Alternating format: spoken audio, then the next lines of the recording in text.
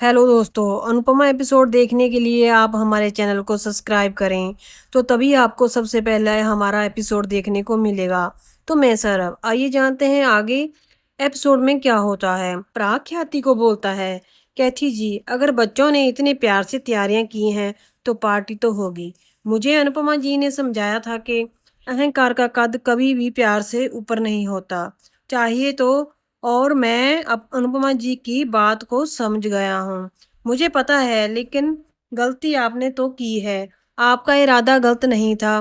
ताली एक हाथ से नहीं बजती, तो जिम्मेवारी मेरी भी थी। सच बताना और मेरी जिम्मेवारी थी कि नहीं, आपको भरोसा दिलाना गलती हम दोनों से हुई है। कैथी जी, मैंने आपसे शादी तो की, मगर ये नहीं कभी भी पूछा आपको और बच्चा चाहिए या नहीं, आप माँ बनना चाहती हैं या नहीं। तो कभी बा ने भी आपसे ये सब कुछ नहीं पूछा। तो आपने भी कभी बच्चे का जिक्र नहीं किया। तो शायद आपने यही सोचा होगा कि हमें प्रार्थना और प्रेम के अलावा और छोटा बच्चा नहीं चाहिए, इनके लिए भाई बहन नहीं चाहिए। प्राग बोलता है, आर्यन का गुनहगार सिर्फ आप ही नहीं हो, मैं भी आर्यन का गुनहगार हूँ। इसके बाद हम देखते हैं प्राग और कैथी जी एक दूसरे को सॉरी बोलते हैं और फिर वे दोनों खुश हो जाते हैं।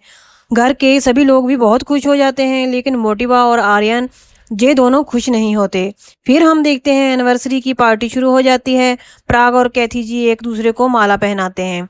इसके बाद प्राग और कैथी दोनों आर्यन के पास जाते हैं और उसे सॉरी बोलते हैं। तो आर्यन गुस्से में होता है। आर्यन बोलता है कि आपको आपकी एनिवर्सरी मुबारक हो। इसके बाद आर्यन वहां से चला जाता है। अनुपमा बोलती है, आप दोनों को आर्यन को थोड़ा तो समय देना ही होगा, वह धीरे धीरे सब कुछ समझ जाएगा। प्राग बोलता है, आपने कैथी जी की जान बचाई है, कैथी जी का इतना ख्याल रखा है, इसके लिए मैं हमेशा आपका एहसानमंद रहूंगा।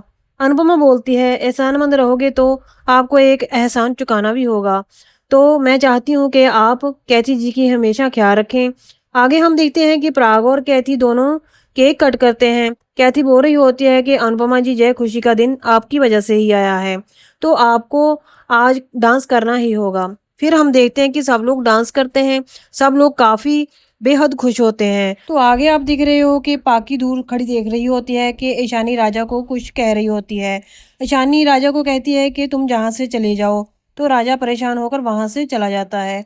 तो तभी आप देखते हो कि तो आप देख रहे हो कि अनुपमा के पास वही पर्ची मिलती है जो राघव ने दी थी।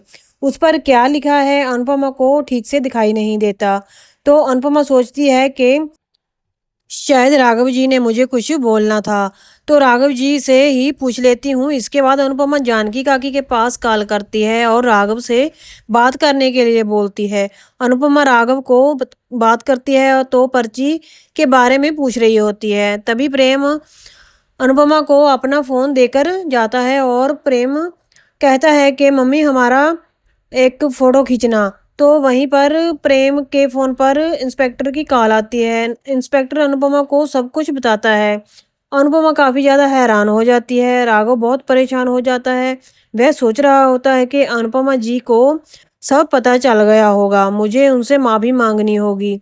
उनको क्या बोलूँगा मैं? सिर्फ मुझे एक मौका दे दो। इधर जानकी काकी देखती है कि तो कुछ मिठाइयाँ भूल गया है। तो जानकी काकी राघव को बोलती है कि आप राही के ससुराल जाकर मिठाइयाँ दे आइए। तो जानकी काकी बोलती है कि राघव जी, आप लाल चौक में जाकर वहाँ से पूछ लेना कि कोठारी निवास कहाँ पर है, तो आपको उनका एड्रेस पता चल जाएगा।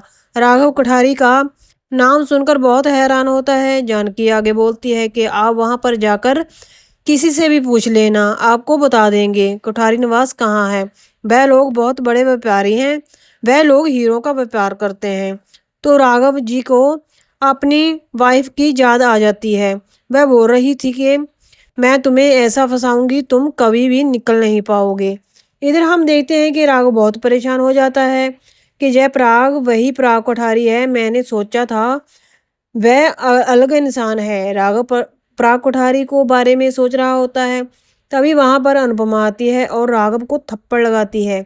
अनुपमा बोलती है, तुम्हारी हिम्मत कैसे हुई मेरी बेटी को जान से मारने की कोशिश करने की? लोगों को तो बहुत जानवर दिखाई दिया था, लेकिन मैं तुम्हें सिर्फ इंसान देखती थी। मैंने अपने घर पर घर वालों और मोहल्ले वालों के खिलाफ जाकर तुम्हारी मदद की कोशिश की और तुम्हें मेरी बेटी की ही जान लेने की कोशिश की। तुम्हारी माँ से वादा किया था, उनके उनके कहने पर ही तुम्हें मैंने ये चांस दे रही थी। मैंने सोचा था पूरी दुनिया गलत है जो एक इंसान को जानवर समझ रही है, लेकिन नहीं, गलत तो मैं थी जो मैंने एक जानवर को इंसान समझ लिया। गलती मैंने की और उसकी सज़ा मेरी बेटी को भुगतनी पड़ी। उसी रात मेरी बेटी की जान भी जा सकती थी। तुम मुझे बताओ, तुमने ऐसा क्यों किया? हम हर रोज़ यहाँ पर बात करते थे कि राही पर जिसने अटैक किया अभी तक उसका पता नहीं लगा, लेकिन तुमने एक बार भी नहीं बोला कि वह। तो दोस्तों, अनुपमा राघव पर इतना गुस्सा करती है, इतना गुस्सा करती है कि पुलिस को बुला लेती है और तोशु को कहती है कि तोशु जल्दी से जल्दी पुलिस को बुलाओ। तो तोशु, बाकी और सभी लोग अनुपमा ब्लेम करते हैं कि तुमने यहाँ पर इसको क्यों रखा, हम कहते थे मम्मी इनको यहाँ से भेज दो। तो पुलिस आ जाती है, तोशु कहता है कि मम्मी बाहर ही गली में पुलिस आ गई है। तो राघव धक्का देकर सबको भाग जाता है वहां से। तो आप देखोगे कि एपिसोड में प्राग और बा और अनिल को भी पता चल जाएगा कि वही राघव है जिनसे हमने धोखा किया है। तो पुलिस से भागा हुआ रात को अनुपमा के पास आता है जब वो अनु की रसोई में होती है और राघव उसका मुंह दबा लेता है और अनुपमा चला नहीं पाती तो उसका मुंह बांधकर उसे बताता है पूरी कहानी। आगे एपिसोड में क्या होगा, इतना इंटरेस्टिंग एपिसोड है।